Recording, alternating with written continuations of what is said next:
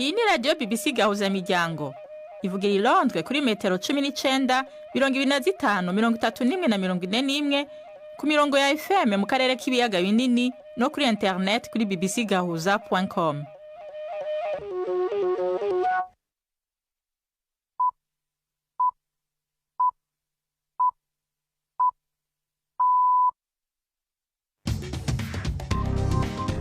Ubu ni saa 10 n'igice ku isaha mpuzamakungu ya GMT, isaha 12 n'igice mu Rwanda no mu Burundi, muri kumwe na Nina Iradukunda. Ndabahaye mwiriwe n'ikaze bakunzi ba BBC Gahuzamiryango. Izi ni ingingo z'amakuru zo kuri no munsi wa gatanu itariki 20 z'ukwezi kw'icenda mu 2024. Mu Rwanda hatanguye isekeza rito ryo gucandaga abantu ingwara ya Mpox bahereye ku badandaza bo ku mipaka no mu mahoteli. Ibitigi by'abagwanyi b'Abarusiya biciwe ku rwasiro rw'ingwano muri Ukraine byashitse ku bihumbi 70. Bamwe mu baririmbyi ba kera bo mu Burundi bari mu rugendo muri Senegal. Bagiye gukora iki? Tugiye kuranga ubwenge kurangene bakora kugira ngo natwe tuje karukane tubijane bacu mu Burundi. Ikindi cya kabiri nuko nyine tugiye kurondera ubutumva tugiye kurondera ubutumva bari twebwe twenyine tugiye kurondera ubutumva baririmbyi b'Abarundi n'abahinzi bo muri Senegal bazo barakorana. Tubafitiye n'ikiganiro cabaza muganga. Ibi biganiro biyobowe na Jacques Niyitegeka.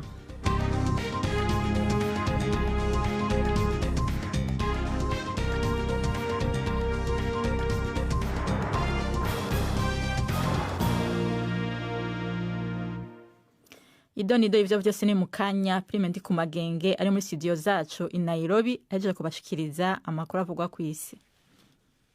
Igisirikare ca Israel kivuga yuko cishe umwe mu bategetsi ba gisirikare bakomeye ba Hezbollah mu gitero cyo mu kirere ku murwa mukuru wa Liban Beirut.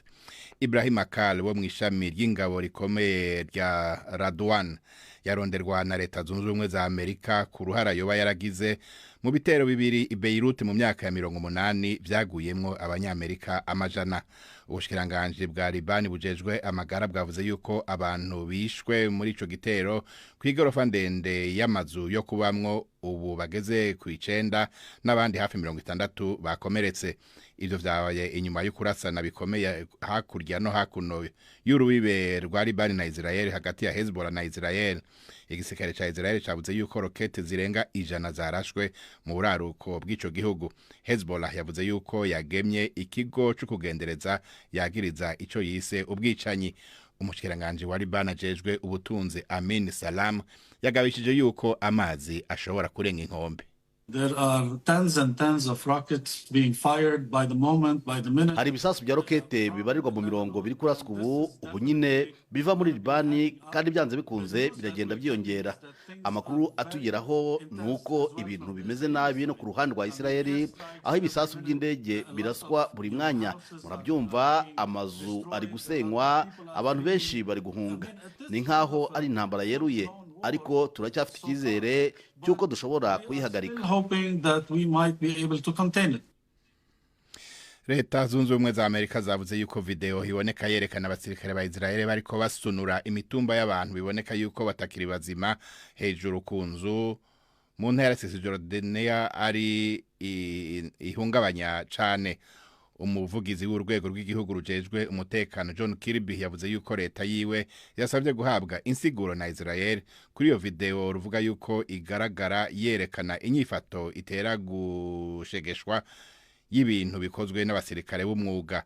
Igisirikare ca Israel categetse yuko haba amatohoza ku byashitse kivuga yuko bidahuye n'indangagaciro z'ingabo za Israel.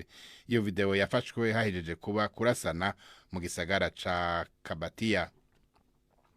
Hano muri Kenya umukuru mfata kibanza w'igipolisi Gilbert Masengeli amaherezo yitavye sentare inyuma yo gutumwa ko inshuro indwi atitaba kugira sigure irengero ry'abantu batatu bagwanira uburenganzira. Bob Njagi, Aslam Langton n'uwavukana Jamil bari bamaze hafi ukwezi barabuzwe irengero ariko ubu bakaba barekuwe. Bagenzi babo baharanira uburenganzira bavuga yuko bari mu minwe y'abajejwe umutekano muri Kenya. ku ndwi iheze Gilbert Masengeli yari yaciriwe igihano co gufungwa amezi 6 kubera ukugaya canke gusuzugura sentare. Umucamanza ubu ico gihano yabaye aragihagarika, ariko uwo mukuru w'igipolisi ategerezwa gusigura icashikiye abo bantu. Harabaye imyidogo myinshi ko hari abantu bafatwa abandi bakanyuruzwa mu buryo buteye kubiri n'amategeko igihe haba imyerekano yo kurwanya leta mu kwezi kwa gatandatu. Aya makuru mwumva na ya BBC.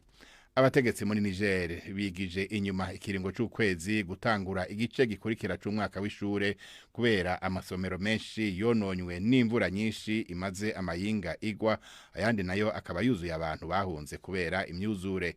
Mu kwezi guheze ubushikiranganje bw'intwaro yo hagati bwavuze yuko hafi abantu 300 batwawe n'amazi canke bakicwa n'amazu yabasenyukiyeko.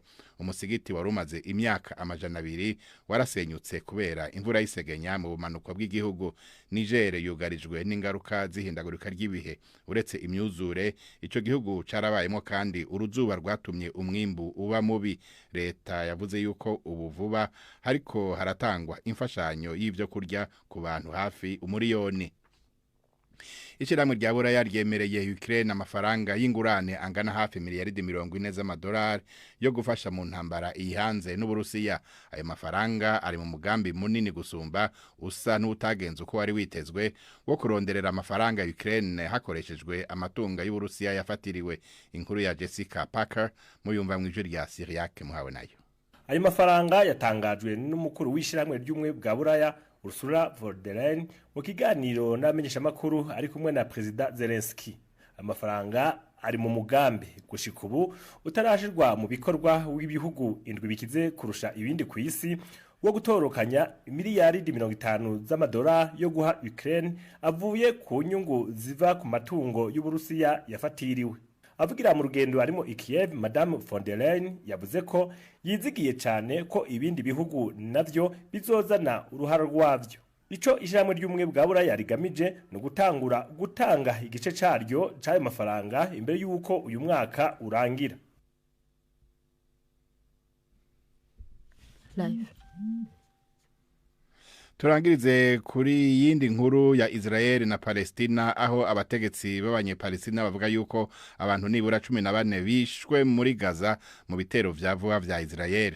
Abategetsi bavuga yuko ibiduga vy'intambara vya Israel vyasukiriye ibisasu kwikambi y'impunzi ya Nuseirat mu maja hagati y'intara ya Gaza, hagapfa abantu 8 abandi benshi bagakomereka.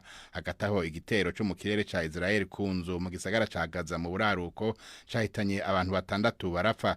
Ntibizwi muri abo bishwe ingene abanyagihugu basanzwe bangana canke ingene abagwanyi bangana. Nina urakoze Prime ku magenge kuri aya makuru ejeje kudushikiriza.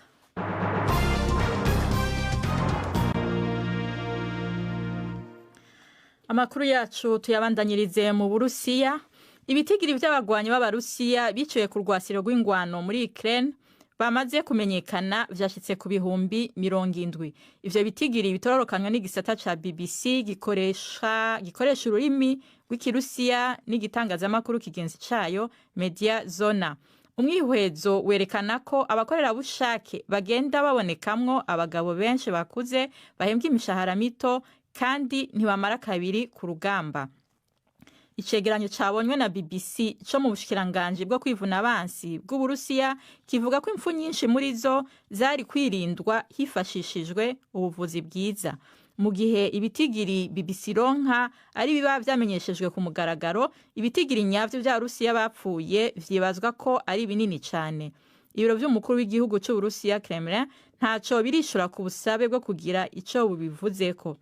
Ni inkuru yo ku rubuga rwacu mushikirizwa na Jacques Nitegeka. Imibare n'amakuru byasesenguwe na BBC byerekana ko abantu barenga ibihumbi 70 barwanaga mu gisirikare cy'Uburusiya ari bamaze gupfira muri Ukraine kugeza ubu. Ku nshuro ya mbere abakorera bushake no kuvuga abasivile binjiye mu ngabo nyuma y'uko intambara itangira. Ubu nibo bagize umubare munini cyane w'abantu biciwe ku rugamba kuva Uburusiya bugabye igitero gisesuye kuri Ukraine cyatangiye mu kwezi kwa kabiri muri 2022.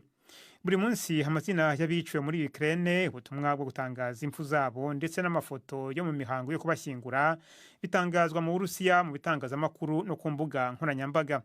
ishami rya BBC ritangaza amakuru mu rurimi rw'ikirusiya n'urubuga rw'amakuru rwigenga Media Zona bakusanyije ayo mazina n'amazina yavuye ahandi yatangajwe ku mugaragaro harimo no muri raporo za leta. Imva nshya mu marimbi nazo zafashije gutanga amazina y'abasirikare biciwe muri Ukraine. Akenshi izi mva ziba ziriho amabendera n'indabyo byoherejwe na Minisiteri y'Ingabo. Ku bijyanye na Ukraine ni gake cyane ivuga ku ngano yabo yapfushije ku rugamba. Mu kwezi kwa kabiri muri uyu mwaka perezida wa Ukraine Volodymyr Zelensky yavuze ko abasirikare 31,000 b'icyo gihugu bamaze kwicwa, ariko amagereranya ashingiye ku makuru y'ubutasi bwa Amerika yumvikanisha ko abasirikare bayo bamaze gupfa barenze uwo mubare kure cyane. Urakoze Jacques Niyitegeka. Amakuru yacu tuyabandanyirize ku mugabane wa Afrika. U Rwanda rwatangiye gutanga inkingo z'ubushita bw'inkende, indwara imaze igihe gito igaragaye ku butaka bw'u Rwanda. Amakuru aravuga ko inkingo zihari zitarenga 1,000 kandi ko zigomba gutangwa haherewe ku bakora ubucuruzi bwambuka imipaka ndetse n'abakora ibibahuza n'abantu benshi nk'amahoteli. Ikigo cy'igihugu cy'ubuzima kivuga ko iri kingira rikoresha imodoka zashyizwemo byangombwa cyangwa mobile clinics aho kubera mu mavuriro cyangwa mu zindi nyubako. Ni inkuru ya Jean-Claude Mwambutsa. Minisiteri y'u Rwanda y'ubuzima yatangaje ko yatangije igikorwa cyo gukingira indwara y'ubushita bw'inkende Mpox ngo hatangiriwe ku bakora ingendo n'ubucuruzi byambukiranya imipaka ndetse n'abakora imirimo ibahuza n'abantu benshi nk'abanyamahoteli n'abakora kwa muganga. Umukozi w'ikigo cy'igihugu cy'ubuzima yabwiye BBC ko hiyambazwa imodoka zirimo ibyangombwa byose zizwi nka mobile clinics zisanga abantu aho bari, kandi ko kuri ubu nta handi hantu hazwi nko mu bitaro hateganijwe gutangirwa uru rukingo. Ni inkingo nkeya cyane bivugwa ko zitarenze 1,000 zigomba gutangwa. Izi ngo zikaba ari inkunga ya Nigeria yagabanyije kuzo iki gihugu cyahawe na Leta Zunze Ubumwe za Amerika. Mu ntangiriro z'ukwezi kwa 8 nibwo u Rwanda rwatangaje abarwayi ba mbere bataweho Mpox. Umugore n'umugabo babonetse ku mupaka u Rwanda rusangiye na Kongo, kandi ngo bari baturutse muri iki gihugu kimaze kugaragaramo abarwayi babarirwa mu bihumbi 100. Inzego z'ubuzima zegereye umupaka u Rwanda rusangiye na Kongo zivuga ko ziri ku gitutu cyinshi kubera uburwayi bukomeje kwiyongera mu baturanyi, kandi hahoraho urujya n'uruza ku mpande zombi. Zihamagarira abaturage kuba maso aho gukuka umutima, kandi ngo hariho icyizere cy'uko bitazagera aho hafatwa ingamba zikomeye nk'izigumisha abaturage mu ngo zabo nk'uko byagenze ubwo Covid yacaga ibintu mu Rwanda. Jean-Claude Mwambutsa, BBC Gahuza Miryango i Kigali. Urakoze Jean-Claude Mwambutsa. Ubu ni 11:42 muri studio za BBC i London. Ni 12:42 nyene mu Rwanda no mu Burundi. Amakuru yacarabandanya nyuma y'akaruhuko gato. BBC Gahuza Miryango Igoma. Ni kuri FM 93.8. Tumanuke mu Burundi. Mu ntumbero yo kuryohora umuziki ndundi mu kuvanga n'umudiho wa kera n'ubu, bamwe mu baririmbyi b'abarundi ba kera aribo Gerard Ndikubwayo, Turobeka Joseph na Ciza Silvestre bari mu rugendo shuri mu gihugu ca Senegal. Batumiwe n'abaririmbyi bo muri ico gihugu bahuriye mu citwa Résidence Artistique gifasha abaririmbyi bo kw'isi yose guhanahana ubumenyi mu bijanye n'umuziki. Ivyo bikorwa babimazemo iminsi 5, bikaba bizohera ku itariki 29 z'uku kwezi turimo. Mu kanya gaheze naganiriye na Gerard Ndikubwayo, ntangura ndamubaza ico we na bagenzi biwe bagiye gukora muri Senegal. Muri Senegal twagiye gukorana n'abandi barinzi bahariya mu Senegal kugira ngo cyane cyane ibikorwa byerekeye gutegura indirimbo hamwe, gukora imyimenyerezo hamwe, hanyuma tukagira n'ibiteramo, tukagira amanama yo gusigura umuziki w'Uburundi ngene umeze, nabo bakatubwira umuziki wabo ngene umeze, twabasigurira ivyerekeye icurangisho kavoke by'iwacu, twabasigurira n'intambo z'iwacu ko zingana, ndetse nta kintu kimwe cyerekeye cy'umuziki tuzosiganwa muri ivyo biganiro tuzogira. Abaririmbyi b'abarundi muri kumwe ni bangahe? Turi 3 twese hamwe, hariho jewe Ndikubwayo Gerard, hariho Toreka Joseph, tuba turi kumwe na Ciza Sylvestre.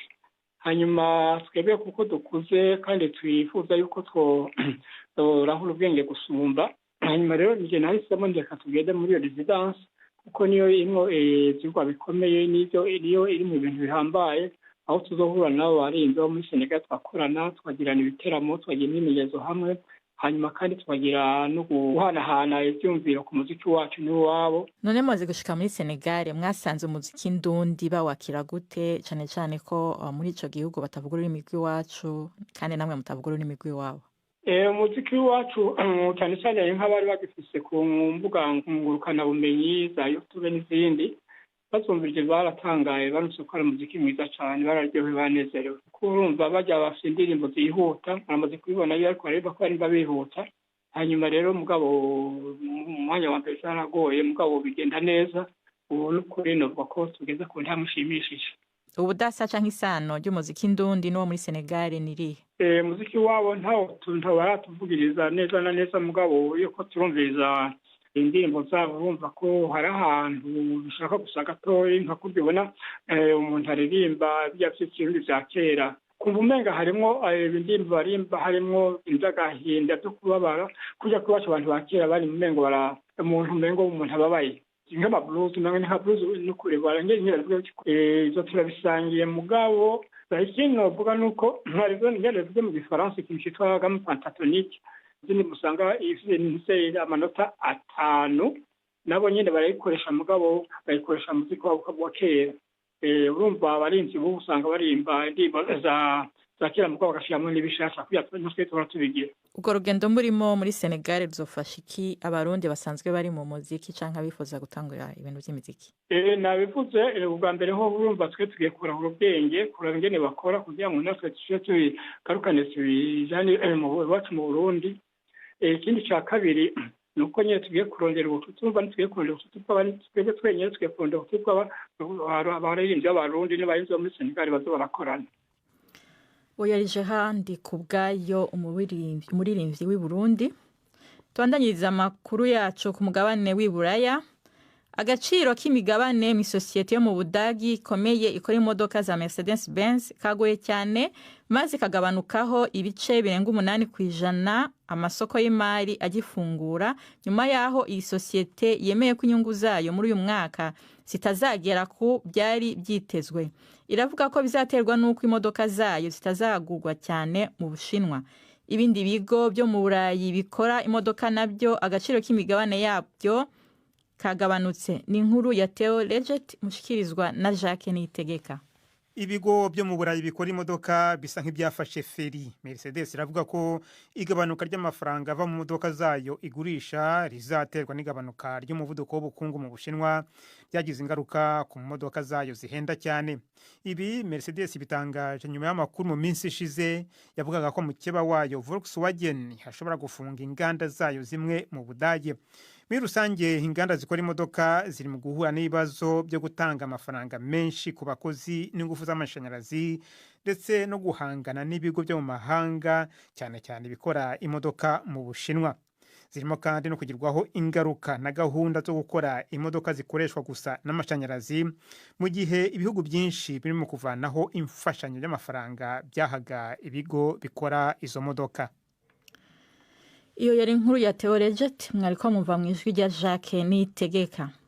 Mu kiganiro c'imvo n'imvano cejo tuzogaruka ku isabukuru y'imyaka 30 ya BBC gahuzamiryango imaze ibayeho.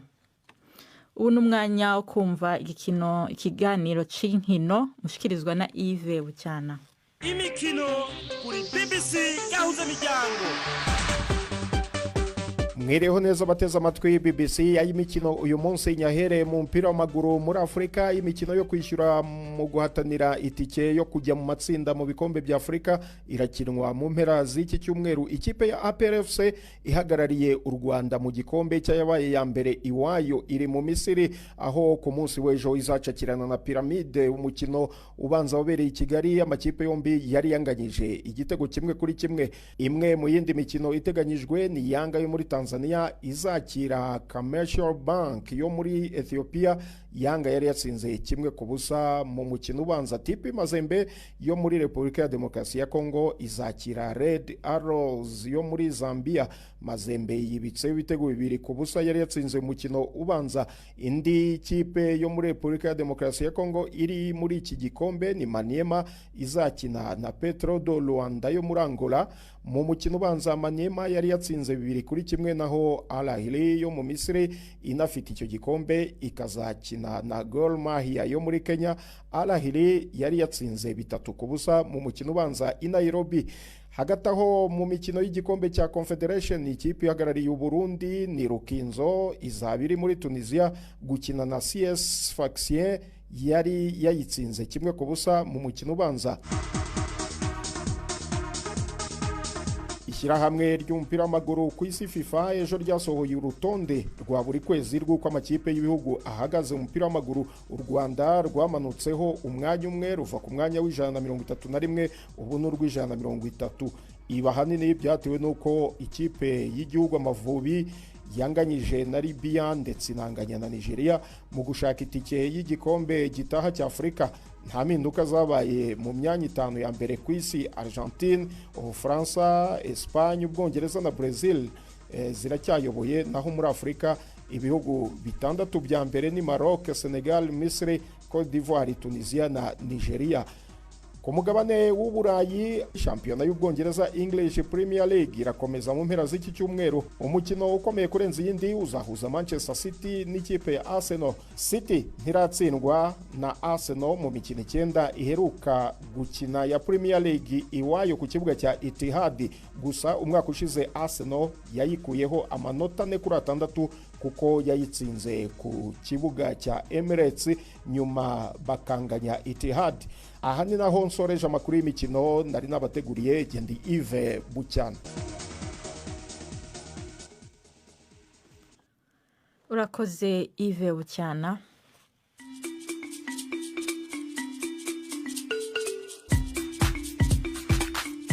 BBC Gahuzamiryango yabateguriye uburyo bwo gupakurura ibiganiro vyayo mukabibika muri telefone ngendanwa zanyu canke computer mukaza kuvyumviriza igihe cyose mubishakiye. Ibiganiro bya BBC Gahuzamiryango mukunda nk'amakuru, imvo n'imvano, urunana, ikiganiro cy'abagore cyangwa abaza muganga ubu biraboneka kuri podcast. Ja ku rubuga rwa BBC Gahuzamiryango ariko bbcgahuza.com urondore ahari podcast. Amakuru yose y'uburyo podcast ikora n'ukuntu wayishyira muri telefone yawe byose urabisangayo. Pakurura ikiganiro ukunda canke amakuru wumvirize uko ushaka aho uri hose ntusubire gucikwa na kimwe. Taramana ibiganiro vya BBC Gahuzamiryango kuri podcast.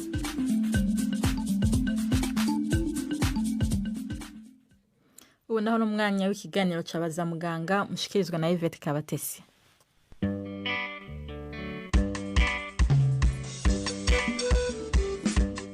Mwiriweho neza. Keloide cyangwa inkovu zibyimba ni uburwayi bukunze kugaragara kenshi ariko kandi bushobora no kuvurwa n'abaganga b'inzobere. Turabisobanurirwa na muganga Cyril Semana.